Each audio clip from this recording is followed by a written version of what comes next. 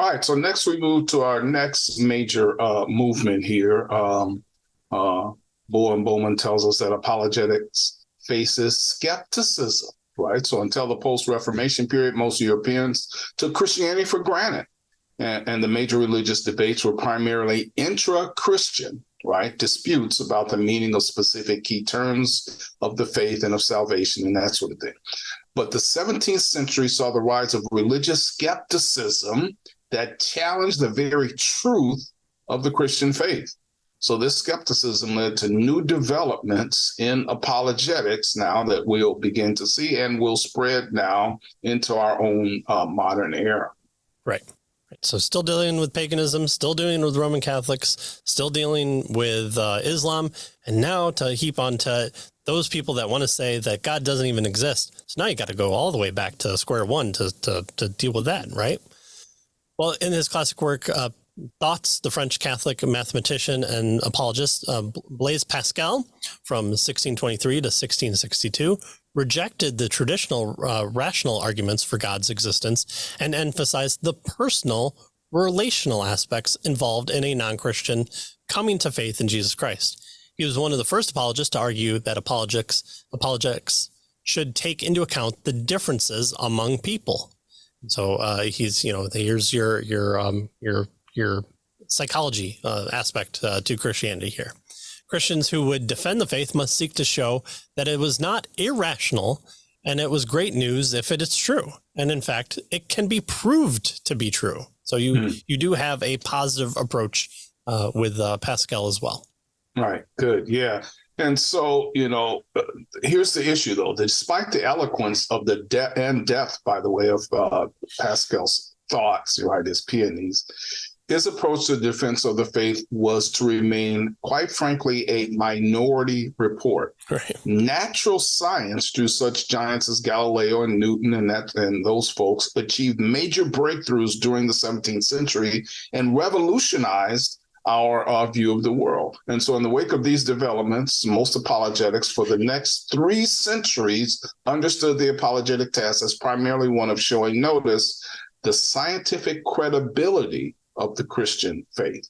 And more broadly, apologetics became focused on providing empirical evidence, whether scientific or historical, in support of the Christian faith. So we had this huge movement as a result of the scientific revolution. Right. And Pascal is way more depth to him than just his wager that we all like to talk about. To bet on, yeah, that's right.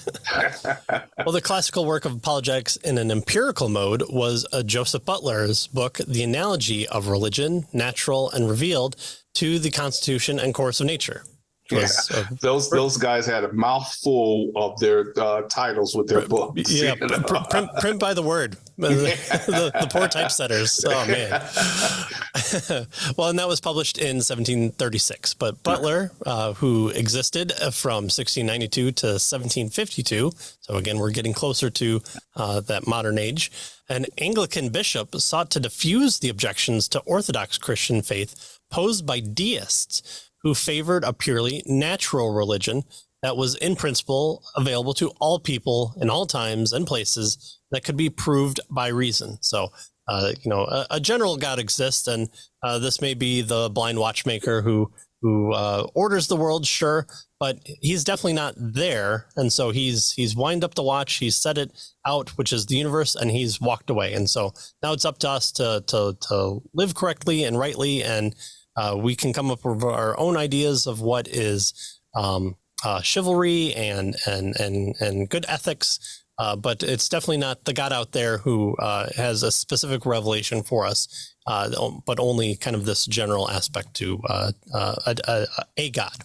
Right. And so Butler argued in response to this that the intellectual difficulties found by these deists in believing that the Christian revelation have just revealed a God who was kind of out there somewhat, right?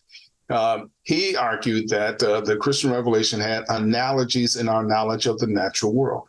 his use of analogies, right? So comparing one thing with another was not intended to prove either that God exists or that Christianity was true, but merely that it was not unreasonable to believe in the Christian revelation.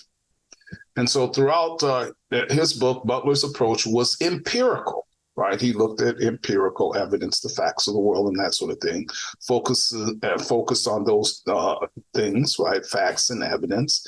And the conclusions were couched in terms of probability, right? And so this was a probabilistic approach. Right. And again, as we go through this portion of the chapter, see what we're emphasizing as far as the types of evidences and the type of outcomes that that each of these guys are coming up with. Some are saying, no, we can't know. Others are saying, in relation to with both reason and faith, we can know. And the others are saying, no, it's only first through revelation that comes about, and then through reason can we come to understanding.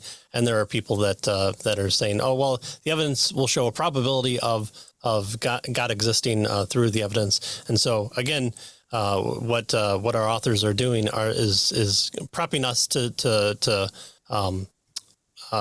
get our ducks in a row when it comes to the four different overviews of apologetic methods. And so we're seeing that play out in history, and it's not just one era, one time period, one belief system of the proper way to go. It's people have different emphases that are coming about and how they're responding and what they're responding to that might be formulating it. So hopefully you have been paying attention to that. If not, you can always go back and we do short clips of these things so that you can go back and you can say, okay, what version did Pascal believe, or how about Aquinas, or how was he different to Calvin?